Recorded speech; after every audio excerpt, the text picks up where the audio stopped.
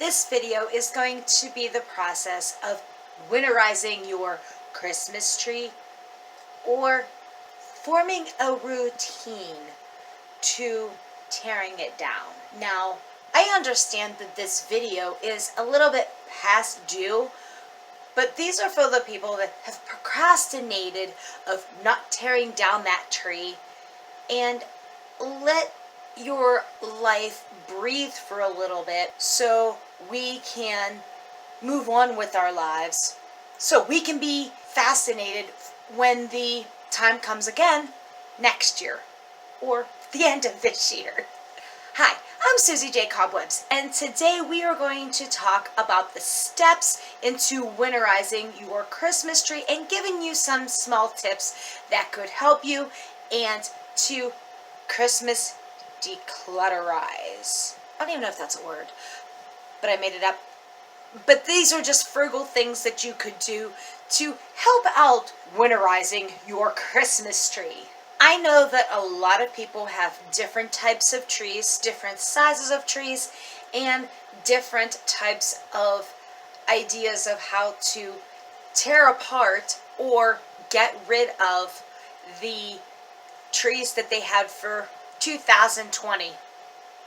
And also, these are the blues that after the holidays have gone away and need to get back into reality. This is a way to do it. Hi, I'm Susie J. Cobwebs, and if you are new to my channel, welcome. If you are a returning subscriber, welcome back. I am so glad that you came and visited with me today in watching some of my videos. If you have not already, hit that subscribe button, that little red button down at the bottom. Yeah, hit that. So just so you get the post notifications, so each time that I post a video, so you can be on top of one of the first people that watch my videos. Thanks. My channel is about building a world around being a YouTube influencer and the journeys of being a small YouTuber and a writing career, and also giving you frugal tips along the way. So I hope you stay tuned and watch the other videos too. This is the time of year where we sometimes are in the dumps, so to speak, where Christmas is already over. You have already listened to so many Christmas carols and songs all over the radio and the TV and the internet. The gifts you have given out or have received, they are all unwrapped and played with or exchanged or whatever, and really all the festivities are over. So these are the times where we have to tear apart all of our holiday decorations and put them away. This is also a good time to declutterize. I'm not really even sure that's a word, but I made it up and it sounds right and it sounds appropriate for this type of scenario. So just stay tuned.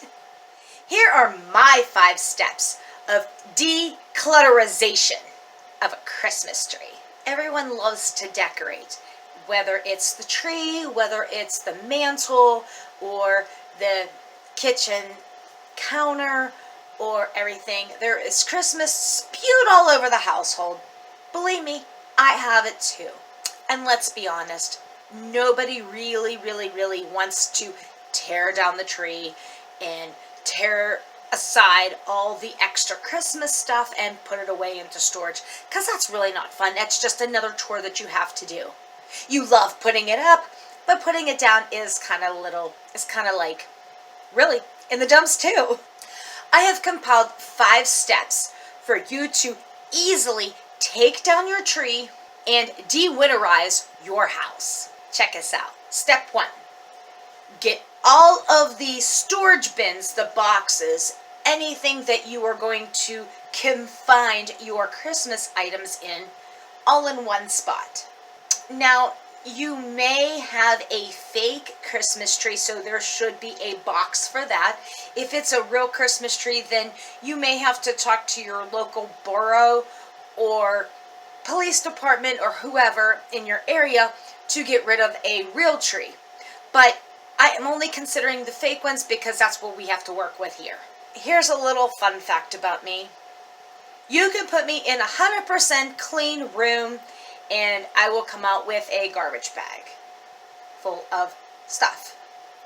With that being said, also make sure that you have a garbage bag handy for anything that could potentially is broken or needs to go to the garbage, or also have a box if you would like to donate some of the bulbs or decorations that you may have that you may not want for next year, so you can give them to somebody that really wants them or needs them.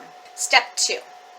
Make sure you go around all around the house, from the kitchen to the bathroom to the dining room to the living room, and grab everything that is Christmassy.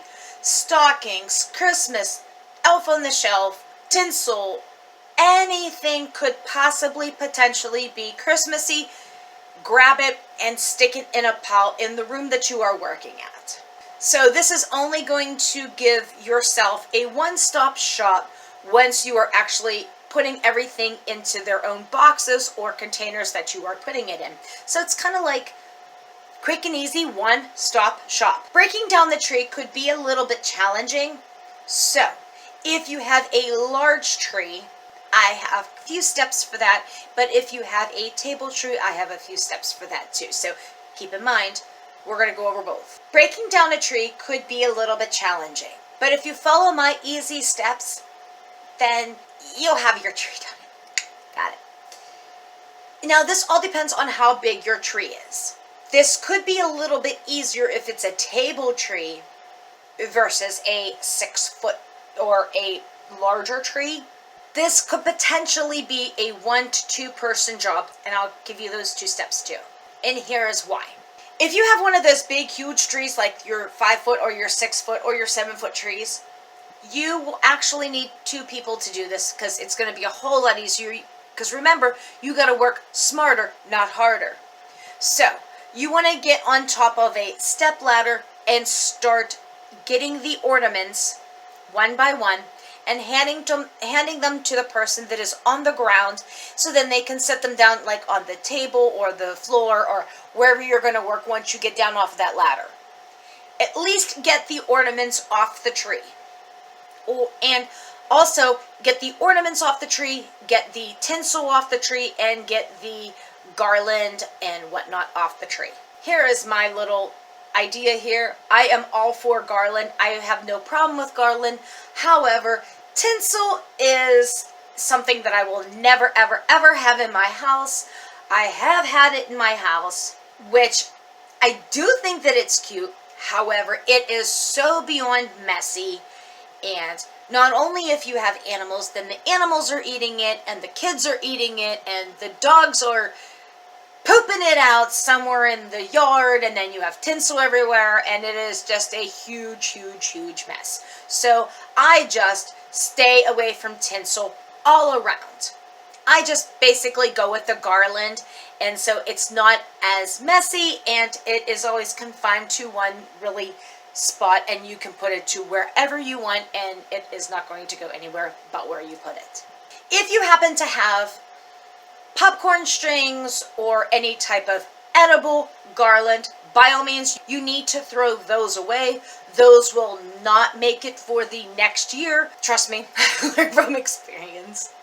No, they will not make it till next year. This will also include candy canes. Candy canes cannot be reusable next year, so you will just need to put the candy canes off to the side, because I have a bonus tip if you wait till the end of the video of what you can do with those candy canes. So stay tuned for that. Let me get back into my steps. So step 2. If you have a fake tree and it is pre-lit, which I like those ones better than the other ones, make sure that the electrical cords are all tore apart and they are confined in with all the rest of the branches, and you want to put the branches back into the original state where they were.